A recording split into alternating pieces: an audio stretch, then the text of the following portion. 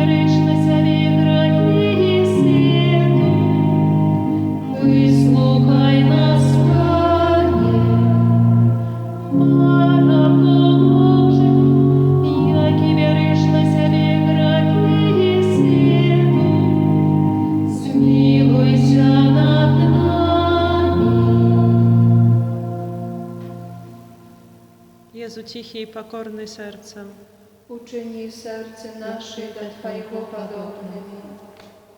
Molim się. Всемогутный вечный Боже, глянь на серце наимилейшего Сына Своего, на хвалу и охвяру, яку Он складає Тобі за нас грешних. Змилуйся над тими, хто просить Твоєї милосердності, і даруй їм у ім'я Сина Своего Єсуса Христа, який з Тобою живе і владарить на віки вічні. Amen. Присвячення роду людського найсвятейшому серцю Єзуса. О Єзу наймилейший Откупитель роду людського, глянь на тих, хто покорно схиляється до подножа Твоєго алтара. Ми Твоя власність і Тобі належить хоче. Сьогодні кожен з нас щиро віддається найсвятейшому серцю Твоєму, каб ще більше з'єднатися з Тобою. Многие зусім не ведают Тебе, многие отвернулись от Тебе, погарджаючи заповедями Твоими.